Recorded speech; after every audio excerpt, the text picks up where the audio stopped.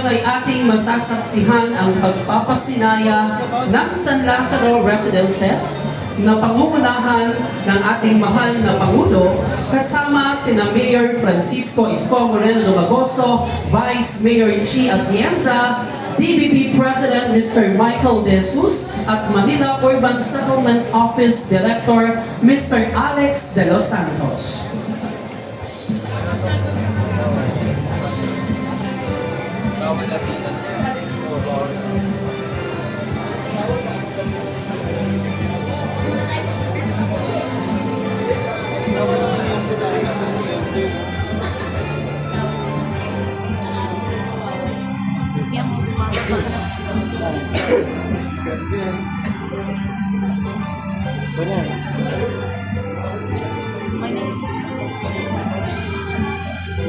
Ready, Mr. President, at the count of 3, 1, 2, 3. Ayan po mga kababayan ang San Lazaro Residences. Maraming salamat po, mahal na Pangulo. Ngayon naman po ay i-brief ni Mayor Isko ang ating mahal na Pangulo tungkol sa proyektong ito. Pagkatapos ay inaanyahan po natin ang ating mahal na Pangulo upang bisitahin ang San Lazaro Residences bago po tayo magtungo sa ating maikling programa. Maraming salamat po.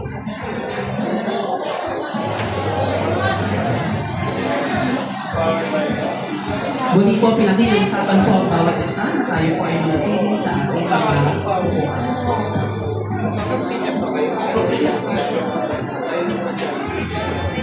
Kasuwi na daw. Kasi sa tayo mo na lang tayo dyan. Ano naman?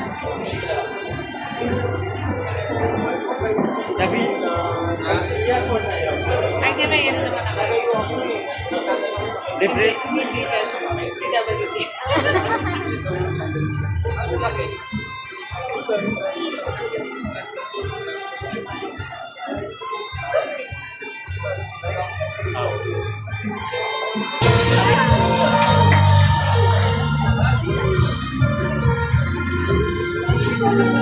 Maaari na tayong magsiupo. Magandang umaga po sa ating lahat. Tayo po ay nagtitipon-tipon ngayon para sa inauguration of the San Lazaro Residences. Para sa panimulang bahagi ng ating programa, tinatawagan ko po ang ating minamahal na Alcalde Francisco Isko Moreno Dumagoso para sa kanyang pambungad na talumpati at upang ipakilala ang ating panauhing pagdangal.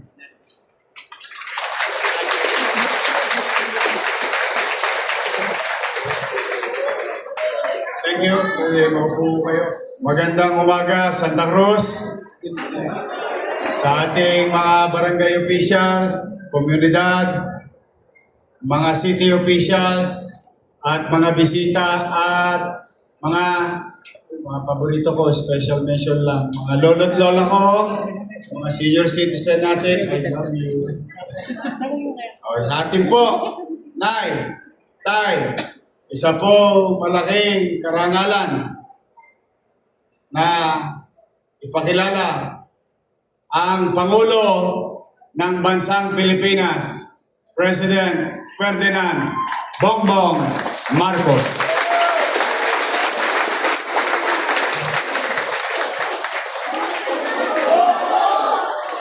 Salamat Torre sa pagkakilala. At magandang tanghali po sa inyo lahat. Nagsiupo po tayo. Patatagalin ko yung speech ko para mapilitan si Mayor magpakain. Magandang tanghali po sa inyo lahat. At good morning po. Napakaganda po na aming inikot dito sa inyong San Lazaro na housing na ginawa na nakakaiba sa lahat ng aming ginawang housing sa national government. Lagi po namin sinasabi, hindi sapat na magtatayo ka lang ng bahay. o magbibigay ka lang ng unit. Dahil ang buhay ng tao ay hindi pabahay lamang. Kung hindi, kailangan malapit mayroong serbisyo. Ito ang email na ako nakakita na mayroong health center sa loob. Kaya yung mga nakatira dito, hindi na kailangan lumabas pa ng building nila. Kung meron silang karamdaman, doon sila pupunta. Pinakita ko nga yung malaking karato na nakalagay doon. PhilHealth accredited na. So, basta maging tenant dito ay magiging maginhawa ang service ng healthcare ng ating mga pasyente, magiging pasyente. Ito po ay nais ko sila, nagpunta ako rito para makihalo, pero ang katotohanan, we will share the credit, pero ang katotohanan, gawain ko ito ng Manila City Government. Salamat tayo sa Mayor, sa Vice Mayor, lahat ng City Council, dahil ginawa nila yung Manila Urban Housing Ordinance na ginawang opisyal ang mga pabahay para sa mga mahihirap na Manila resident at empleyado ng gobyerno na salary grade 18 at pababa. Pagka nakita ng ibang LGU ito, gagayahin ito, asahan mo. Dahil napakagandang modelo itong ginawa ninyo. Ito ay bahagi ng tinatawag ng Maynila na in-city housing program. Nagsimula po ito, baka alam na ninyo, yung condominium. Yun ang nauna, condominium 1 and 2, sumunod na yung binomdominium, yung Pedro Hill Residence, yung dinadaan-daanan natin sa Skyway. Tapos San Sebastian Residence at saka yung Base Community. Yung po ang dinaanan din po namin. Galing din po kami sa Baseco Hospital para makita kung ano yung mga facilities para sa ating mga kababayan doon. At masasabi ko nga ulit, napakaganda naman at maayos. At sa palagay ko, kagaya ng sabi ko doon sa Baseco, napakapalad ninyo na ang liderato ng lungsod ng Maynila ay talagang malapit sa tao. Nauunawaan ang pangangailangan ng ating mga kababayan at hindi lamang nauunawaan kung hindi ginagawang kaagad ng solusyon. Naiinggit nga ako, sinasabi ni John Ray, yung isang housing na ginawa na sa 3 months. Ilang unit yun? 200 plus units. Panaginip lang sa amin yun sa LHA at saka sa Tizon na ganun kabilis. Kailangan magpaturo kami sa inyo kung paano ginagawa yan. Ikaw na mag-in charge doon para mabilis ang trabaho. Kaya naman po, makikita natin na kapag magandang ugnayan ng local government, ng national government, nandito po land bank, sila po nagpondo nito. Muna nagsimula pa po ito nung pandemya. Kaya natapos din at ito ay makikita natin magiging napakahalaga ang ganitong klaseng mga pasilidad para sa ating mga kababayan na may pabahay at maraming mga serbisyo at inakyat pa namin, may swimming pool pa doon sa taas. Para sabi, para social, para nasa Makati, hindi naman isipin na makakita tayo ng ganito sa socialized housing, ganito kabilis, ganito kaganda, at dapat na magpasalamat tayo na mayroon tayong ganito at yung mga inspirasyon na nagdala ng ganitong klaseng facility dito ay dapat natin pasalamatan at ito ay kasama po sa aming programa bilang sa national government ito. Kaya po ako nandito. Kahit hindi national government project ito, ay gusto kong ipakita sa lahat ng taong bayan na ito ang maaari natin gawin. Basta't magandang ugnayan, basta't magandang pag-coordinate ng national at saka local government, ay marami tayong magagawa. Ito, local government pa lang, pag pinagsama mo pati, yan na nga, yung mga funding, yung mga pondo, yung magagaling sa national government, yan po ay makikita po ninyo ay napakalaki ang magiging benepisyo sa ating mga kababayan. Kaya po, ay congratulations po sa inyo lahat. Sa lalo na yung mga maninirahan dito sa napakaganda na San Lazaro Residence dito po Santa Cruz. Kaya alam niyo po, ito po inaalala namin lagi yung housing dahil kawawa rin ang mga ating mga kababayan na kulang-kulang ng housing. Pinaalala sa akin ni John May, yung housing dito, yung lupa dito, bliss pa ito. Yung mga bata, hindi na nila alam yung bliss. Tinayo ng mother ko si Imelda yan. Panahon pa ng mother ko yan. Siya ay Human Settlements Ministry. Ayan po. At diyan po namin natutunan, nung panahon ng mother ko, yung Human Settlements. Kaya hindi, ang title po ng kanyang departamento, hindi housing. Ang departamento was at the time at na balik is gumagawa sila, hindi lamang nagpapatayo ng bahay, kung hindi isang komunidad. Kaya human settlements.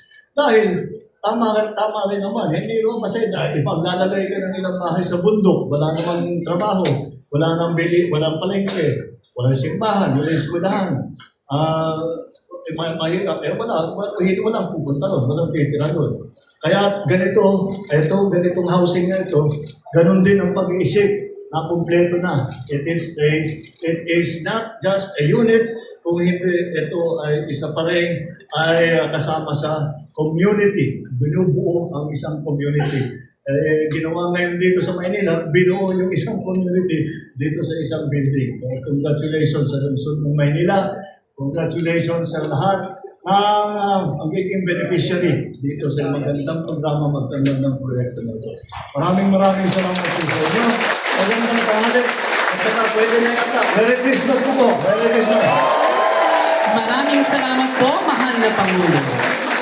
At sa puntong ito, dadako na po tayo sa ceremonial raffle of units na ating ipamamahagi ngayong araw. Hinihiling po natin sa ating mahal na Pangulo na pangunahan ito. Inaanyahan din po natin si Mayor Isko at Vice Mayor Chi Atienza na samahan ng ating mahal na Pangulo.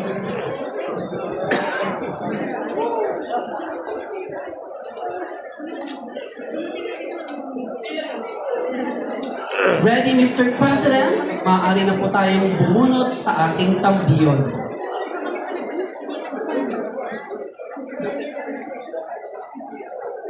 At ang unang makakatanggap ng isang unit dito sa San Lazaro Residences ay si Rainan Melka La Chica. Congratulations, Rainan! 11 Delpan Street, Barangay 273. Dito lang. Wow! Ang ikalawang makakatanggap ng unit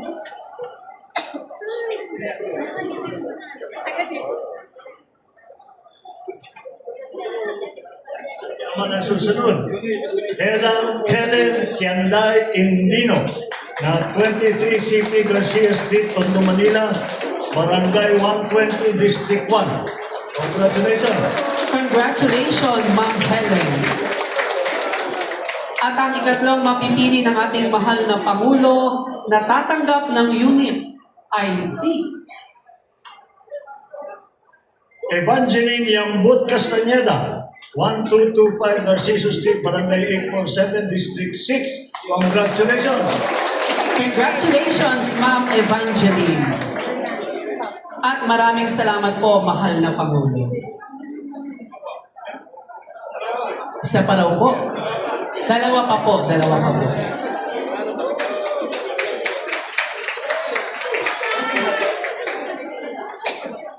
Ang susunod naman ay si Francis Danabal San Andres, 1554 G. Tuason Street, Sampaloc, Manila. Congratulations po sa ating fourth winner. At ang panglimang mananalo ng unit mula sa San Lazaro Residences Rochelle. Oo. Okay. Ang sumunod naman, Emmeline Malatinsayo Valencia. Number 30, Inter 15 Aguado Street, San Miguel. Barangay 642.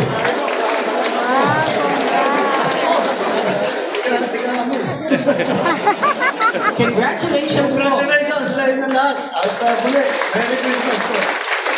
At maraming salamat po, mahal na Pangulo.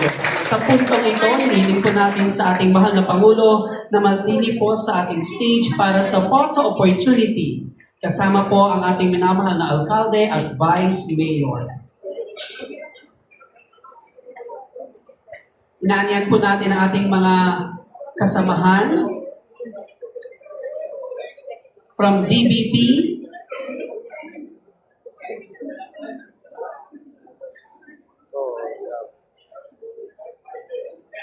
Inanyan po natin ang ating mga piling national and LGU officials na magtungo sa stage.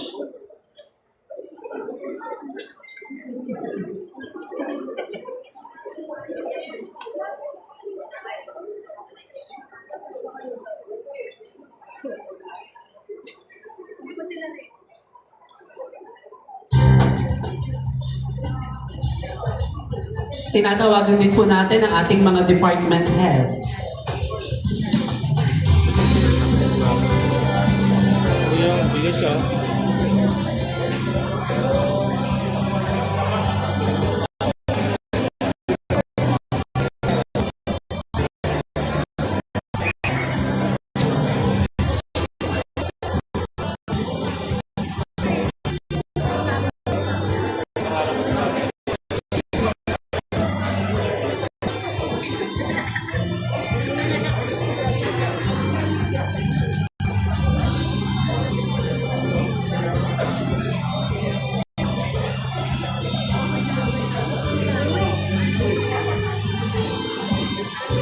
Maraming salamat po sa ating mga department heads.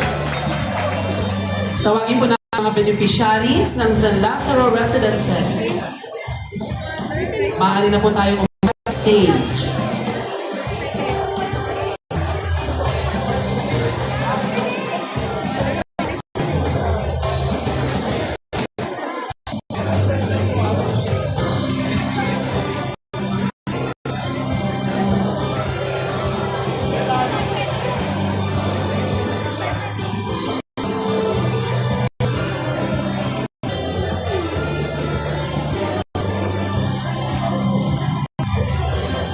Maraming salamat po sa ating beneficiaries. Maaari na po tayo sa stage.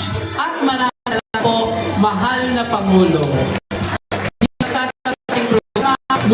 Maraming salamat po sa ating na Pangulo sa pangunguna sa inauguration of the San Lazaro Residences. Muli kababayan ang Pangulo ng Republika ng Pilipinas, Excellency Ferdinand R. Marcos Jr.